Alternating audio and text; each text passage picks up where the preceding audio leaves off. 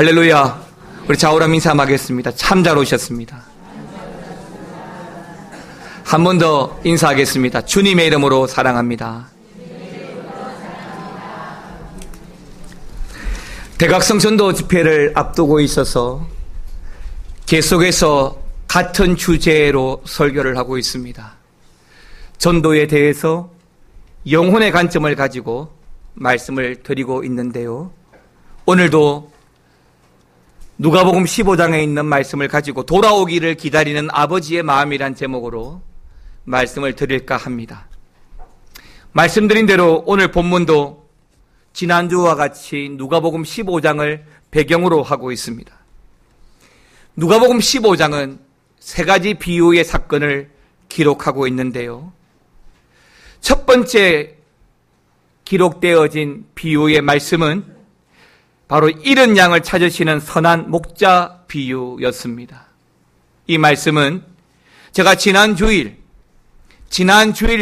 설교 본문 말씀으로 여러분들과 함께 나누었기 때문에 아마 여러분들이 생생하게 기억하고 있을 거라고 믿습니다. 온 천하보다 귀하게 여기신 한 영혼을 찾으시는 그 예수님의 사랑을 보여주었고요. 두 번째 비유는 누가복음 15장 8절 이하에 나오는데요. 잃어버린 드라크마, 잃어버린 동전을 찾는 여인에 대한 비유의 말씀인데, 여기서는 동전에 빗대어서 타락한 인간을 찾으시는 성령의 역사에 대해서 말씀해 주고 있습니다. 그리고 마지막으로 오늘 본문으로 보아야 될 말씀인데요. 세 번째는 잃어버린 아들을 찾으시는 아버지의 마음을 오늘 읽었던 본문을 통해서 우리는 잘 알 수 있습니다. 그러니까 누가복음 15장은 1절에서부터 그 끝절 32절까지 모두 한 영혼, 그 한 영혼, 하나님을 떠난 죄인들을 찾으시는 아버지 하나님의 사랑을 보여주고자 하고, 동시에 그 한 영혼을 애타게 찾으시는 그 간절함을 우리가 볼 수 있습니다.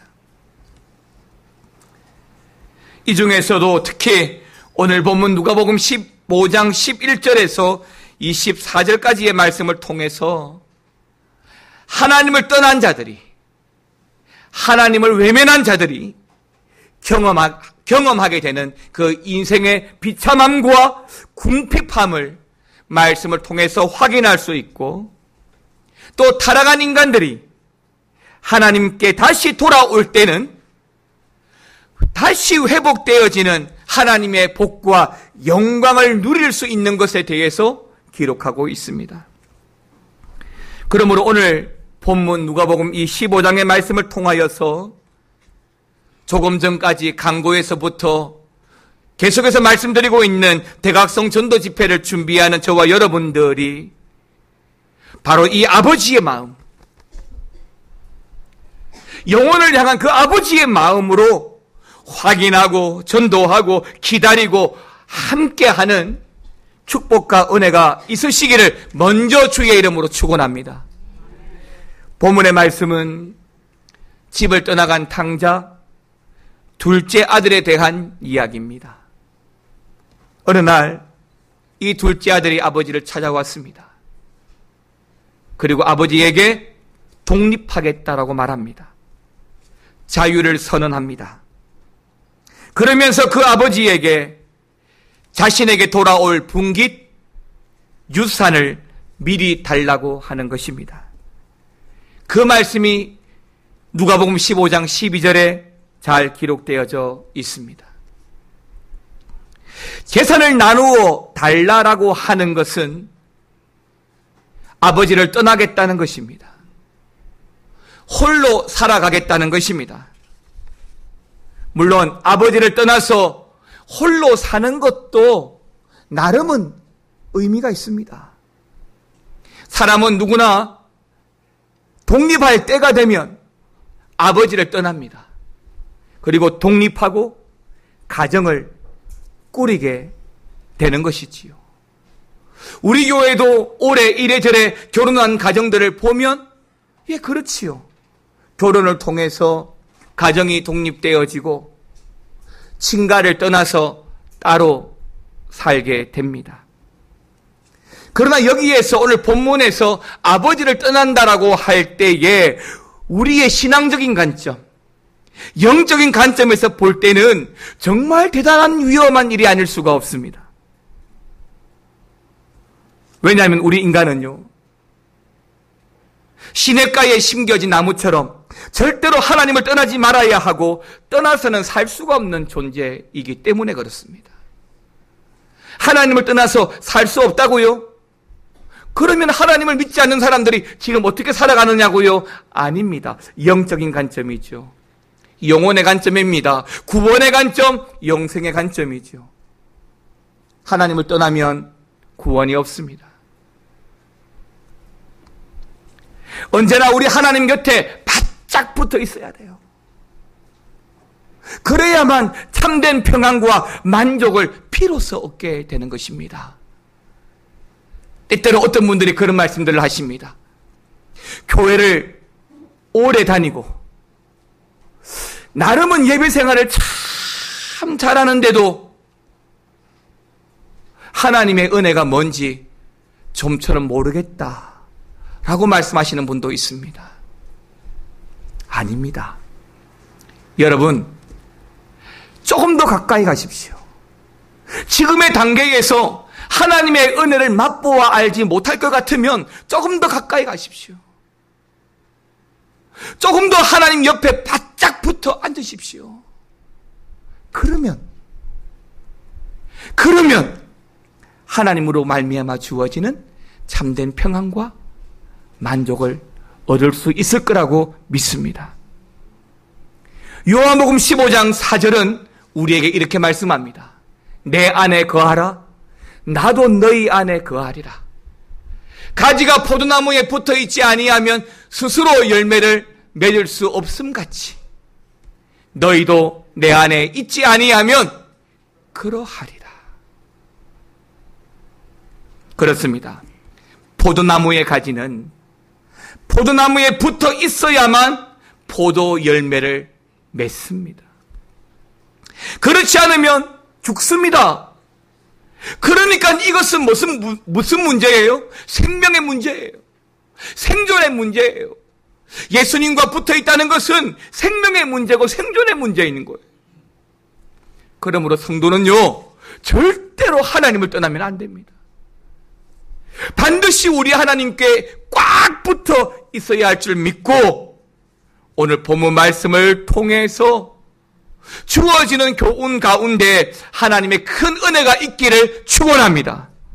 이제 본문 말씀을 통하여 탕자, 이 둘째 아들에 대해서 좀 자세하게 알아가기를 원합니다. 첫 번째 나누기를 원하는 것은 하나님을 떠난 둘째 아들입니다. 아버지를 떠난 둘째 아들입니다. 본문 13절 같이 한번 읽어볼까요? 누가복음 15장 13절 같이 한번 읽어보겠습니다. 그 후에 며칠이 안 되어 둘째 아들이 재물을 다 모아가지고 먼 나라에 가 거기서 허랑방탕하여 그 재산을 낭비하더니, 아버지와 함께 살았던 둘째 아들은 좀 답답했던 것 같습니다. 그래서 이 시골을 떠나서 도시로 가면 자신의 꿈을 다 이룰 수 있을 것만 같았습니다. 그래서 다소 당돌하지만 아직까지 건강하게 살아있는 아버지에게 가서 아버지가 죽으면 주실 그 상속의 분깃을 미리 달라고 요구한 것입니다.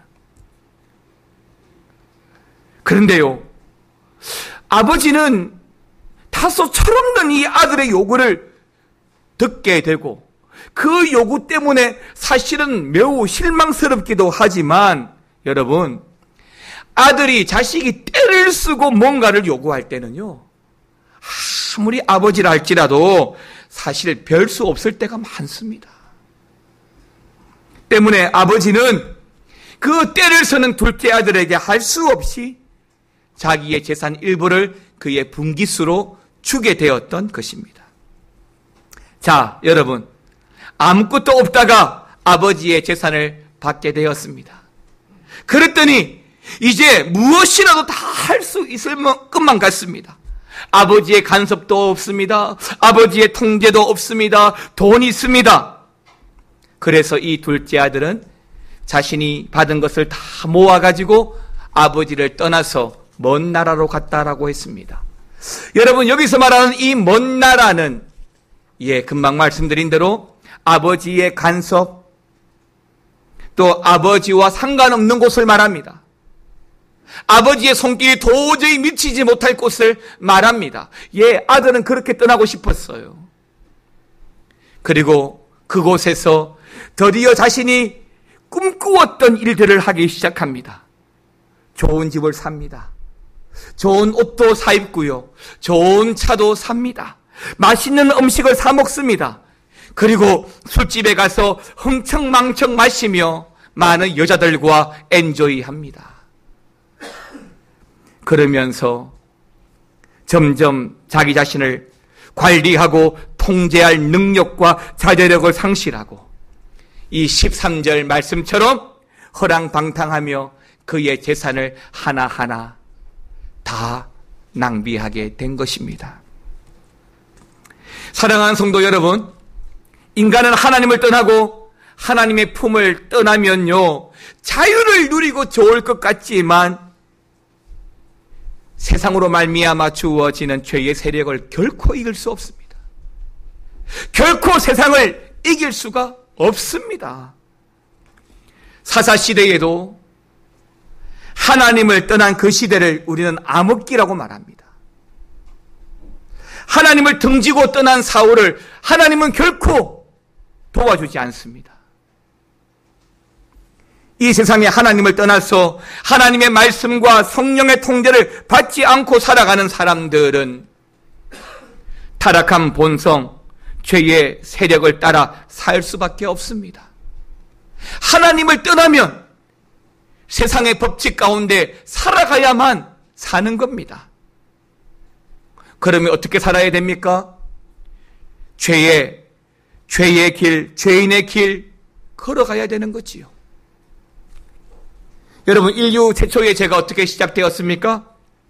하나님을 떠나면서부터 시작되었습니다. 하나님의 말씀을 거역하는 것에서부터 시작되었습니다. 그러므로 하나님을 떠난 인생은 죄의 길이요 죽음에 이르는 길인 것입니다. 우리는 죽을 때까지 믿음으로 하나님의 집에 거하고 말씀과 성령의 인도하심을 따라 살아가는 것이 복인 줄 믿고 살아가야 되는 것이지요. 그런데요, 하나님을 떠난 사람들은, 아버지를 떠난 사람들은 이걸 몰라요. 그저 받을 것 받아가지고 세상에 나가면 잘 살 줄 알고 그렇게 나가는 것입니다. 두 번째로 우리가 보기를 원하는 것은 아버지를 떠난 인생입니다. 본문 13절, 14절에 있는 말씀 같이 읽어보겠습니다. 그 후 며칠이 안 되어 둘째 아들이 재물을 다 모아가지고 먼 나라에 가 거기서 허랑방탕하며 그 재산을 낭비하더니 다 없앤 후 그 나라에 그가 비로소 궁핍한지라. 아버지를 떠나온 이 둘째 아들은 이렇게 허랑방탕하는 사이에 아버지가 물려주었던 재산을 다 써버렸습니다. 자, 어떻게 됩니까? 함께 즐거워하고 함께 흥청망청했던 친구들이 떠나가기 시작합니다. 또 세상에서 최고라고 제일 잘생겼다고 부추겨 주었던 여자들도 더 이상 이 둘째 아들을 만나주지 않습니다. 설상가상 그 나라에 흉년이 들었습니다. 그렇습니다. 아버지의 집을 떠나 있는 이 아들은 그가 가지고 있었던, 물려받았던 그 재산을 다 탕진하고 또 흉년이 들어서 빈궁하고 굶주리는 자리에까지 가게 되었습니다. 바로 이 모습이 하나님을 떠난 인생의 모습이에요. 하나님을 떠난 인생이 잘 되면 안 됩니다. 그러면 안 돌아와요. 이제 아버지를 떠난 이 둘째 아들 한번 보십시오. 당장 굶어 죽지 않기 위해서 어떤 일을 합니까? 돼지 치는 일을 하기 시작합니다. 굶주림에 견디다 못해서 심지어 돼지가 먹는 쥐염 열매를 먹고자 합니다. 그런데도 그 쥐염 열매도 주는 사람이 없다라고 성경은 말씀하고 있습니다. 14절 16절에 그 비참한 둘째 아들의 모습들을 잘 보여줍니다. 사랑하는 성도 여러분, 사람이 정말 하나님을 떠나면 어떻게 될까요? 예수 안 믿고 하나님을 떠나면 잘 살 수 있을 것 같습니까? 영적으로나 육적으로 가난하게 됩니다. 물론 일시적으로 잘 될 때가 있습니다. 그러나 그것도 잠깐입니다. 인생이 잠깐이듯이 세상이 주는 풍요와 부귀도 잠깐입니다. 결국에는 다 사라지고 없어질 것입니다. 만일 하나님을 떠났는데도 불구하고 돈을 잘 벌고 부자가 되고 더 큰 성공을 이루게 되면 어떻게 될까요? 그때는 정말 세상의 즐거움에 빠져서 하나님을 완전히 잊어버리고 완전히 하나님을 떠나게 될 것입니다. 성경은 이렇게 세상의 풍요와 세상의 즐거움에 빠져서 하나님을 떠난 사람들에게 이렇게 경고합니다. 야고보서 5장 1절에서 5절입니다. 하나님의 경고의 말씀 우리가 함께 읽으면서 하나님의 경고의 말씀을 묵상하기를 바랍니다. 같이 읽겠습니다. 들으라 부한자들아, 너희에게 이 말 고생으로 말미암아 울고 통곡하라. 너희 재물은 썩었고 너희 옷은 좀 먹었으며 너희 금과 은은 녹이 썰었으니 이 녹이 너희에게 증거가 되며 불같이 너희 살을 먹으리라. 너희가 말세에 재물을 쌓았도다. 보라, 너희 밭에서 추수한 품꾼에게 주지 아니한 싹이 소리 지르며 그 추수한 자의 우는 소리가 만군의 주의 귀에 들렸느니라. 너희가 땅에서 사치하고 방종하여 살육의 날에 너희 마음을 살찌게 하였도다. 아멘입니다. 여러분, 이 무서운 말씀이지만 아멘입니다. 하나님의 경고의 말씀을 한번 보십시오. 하나님을 떠난 인생의 재물은 썩었습니다. 옷은 좀 먹었습니다. 금과 은이 있습니까? 그 금과 은이 녹슬었습니다. 그 녹이 하나님을 떠난 증거라고 했습니다. 사랑하는 성도 여러분, 세상에서 사치하고 방종하면 하나님께 돌아올 수가 없습니다. 세상의 낙을 즐기기 시작하면 하나님의 은혜의 기쁨을 경험할 수가 없습니다. 사랑하는 성도 여러분, 하나님을 떠난 인생, 아버지를 떠난 인생은 세상이 주는 유익으로 살아가야 되겠지만 그 인생은 결국에는 우는 자의 소리가 될 뿐입니다. 우리가 진정으로 복된 삶을 누리기를 원한다면 어찌되었든 하나님을 떠나지 말아야 돼요. 어찌되었든 예배 시간을 지켜야 돼요. 어찌되었든 기도하는 자리, 찬송하는 자리 놓치면 안 되는 거예요. 더 가까이, 더 많이 하나님을 예배하고 찬송하면서 하나님이 주시는 것으로, 하늘이 주시는 것으로 만족하고 사는 것이 은혜인 줄 믿으시기 바랍니다. 여러분, 세상 사람들은 몰라요. 그래서 더 많은 것을 가지고 더 많은 것을 얻기 위해서 거짓말도 하고 남도 속여가고 부정도 하고 부패도 하면서 그런 짓거리들을 합니다. 하나님 기뻐하시는 일들이 아닙니다. 사람들은 그렇게 해서라도 세상의 낙을 누리려고 하는 거예요. 그러면 못 돌아옵니다. 그러면 못 돌아와요. 지금 우리가 전도하고자 하는 분들, 우리가 품고 있는 태신자들, 그러한 분들 중에 한 분들일 겁니다. 때로는 경고하고, 때로는 엄중히 초청하고, 복음을 제시하고, 다시 영원한 생명으로 아버지께로 돌아올 수 있도록 우리가 그들을 초대하고 전도해야 하는 것입니다. 하나님 앞에서 홀로 서는 것 안 됩니다. 하나님 앞에서 독립서는 안 됩니다. 여러분, 유명한 탤런트였던 한인수 장로님이 계십니다. 이분이 현재 시흥에 있는 신천감리교회 원로 장로님이신데, 이 장로님은 자신을 소개하는 명함이 있는데 그 명함에는 이런 문구를 새겨 놓았다고 합니다. 우리가 만난 후 당신이 나를 잊는다 해도 당신이 잃는 것은 전혀 없습니다.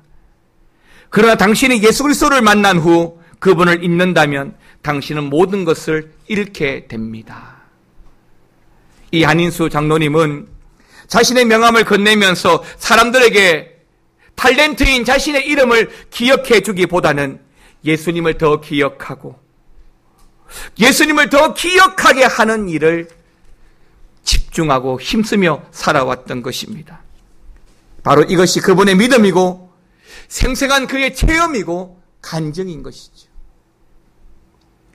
자신이 예수 안에 꽉 붙잡혀 사는 것이 어떤 것인지, 어떤 축복인지, 행복인지를 잘 알기 때문에 다른 사람들도 그렇게 살아가기를 바라는 마음에서 굳이 명함을 만들어서 전하는 것입니다. 엄밀하게 말하면 그건 명함이 아니라 전도지죠. 그렇습니다. 성도들은 예수님 없이 존재할 수 없는 사람들입니다.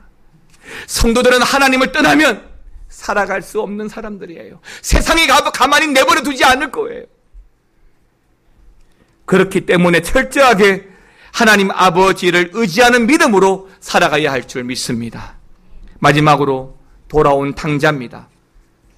본문 18절 19절의 말씀 같이 한번 읽겠습니다. 같이 읽습니다. 내가 일어나 아버지께서 이르기를 아버지 내가 하늘과 아버지께 죄를 지어 싸우니 지금부터는 아버지의 아들이라 그럼을 감당하지 못하겠나이다. 나를 품고 내 하나로 보소서 하리라 하고. 여러분, 아들이 돌아옵니다. 재산 다 허비하고 있는 고생 없는 고생 다 하고 나서야 다시 아버지께로 돌아옵니다. 그런데 여러분, 성경은요, 한 번 탕자라고 할지라도 다시 돌아오면 더 이상 탕자가 아니라고 말합니다. 죄인이라고 하지만 회개하고 돌아오면 죄인이 아니라고 말합니다. 때문에 어떤 이유를 불문하고 탕자는 반드시 아버지께로 돌아와야 하는 것이지요. 아버지를 떠나 먼 나라에 가서서는 모든 것을 다 잃었지만 용기를 내어서 다시 아버지께로 돌아올 때에는 그 잃었던 모든 것들을 아버지가 다 회복시켜 주십니다. 반지를 끼워줍니다. 옷을 입히고 신을 신겨줍니다. 아들의 지위를 그대로 회복시켜 줍니다. 이것이 은혜입니다. 사람들로부터, 세상으로부터 받지 못했던 환영도 아버지께로 돌아오면 받게 됩니다.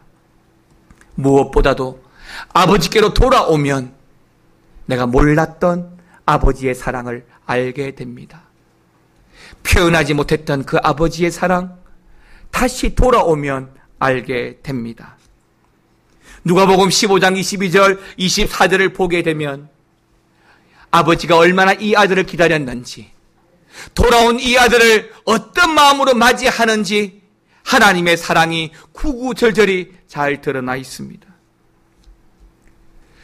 전주 교도소에 그 교도소에서 수감자를 위하여 사역하시는 목사님이 계십니다. 그 목사님의 이야기입니다. 죄를 짓고 교도소에 들어오는 사람들이지만 교도소 생활을 모범적으로 잘하면 형량이 다소 감소가 됩니다.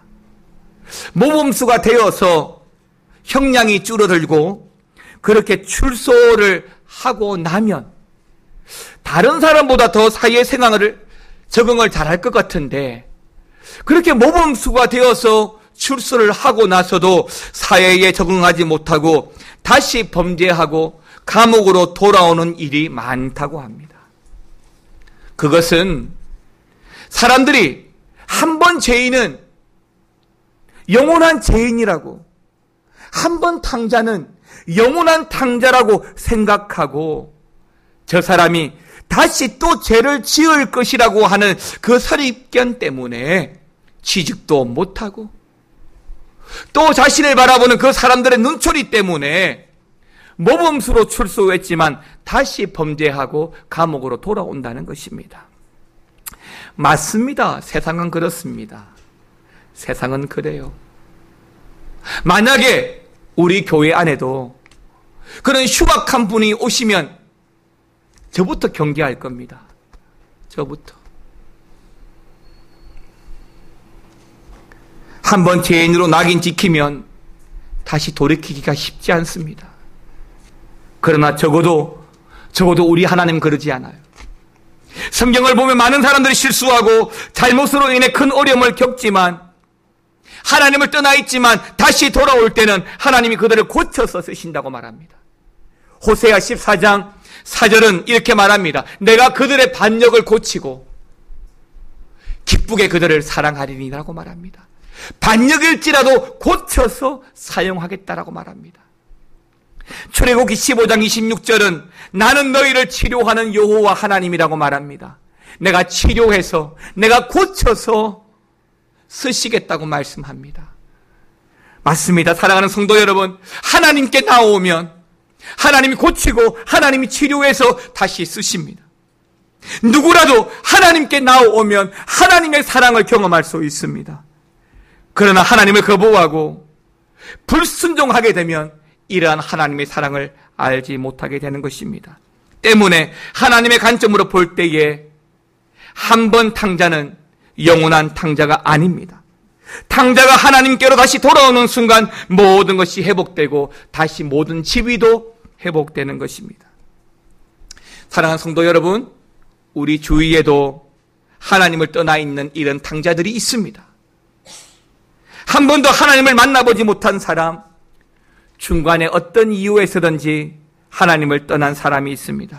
하나님께 돌아와야 합니다. 하나님께로 데려와야 되지요. 그러면 하나님이 회복시켜 주십니다. 데려오기만 하면, 돌아오기만 하면 하나님이 다 옷 입혀주고 반지 끼워주고 신신 켜주고 다 해결해 주십니다. 그게 하나님의 복입니다.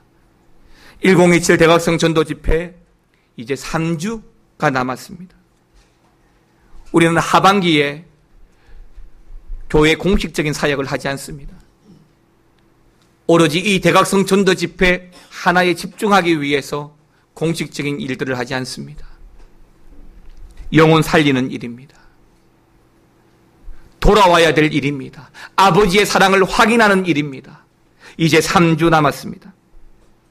여러분, 예배가 끝나고 나가시면 아까 보여드렸던 이 초청장을 받으십니다.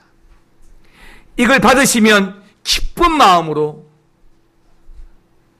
탕자를 찾아가서, 태신자를 찾아가서 전달하고 정중히 초대해서 1027 대각성 전도 집회가 회복의 자리, 복된 자리, 생명의 축제의 자리가 될 수 있도록 아버지의 마음을 전하고 그 아버지의 마음으로, 그 사랑으로 살아가는 저와 여러분 되시기를 우리 주님의 이름으로 축원합니다.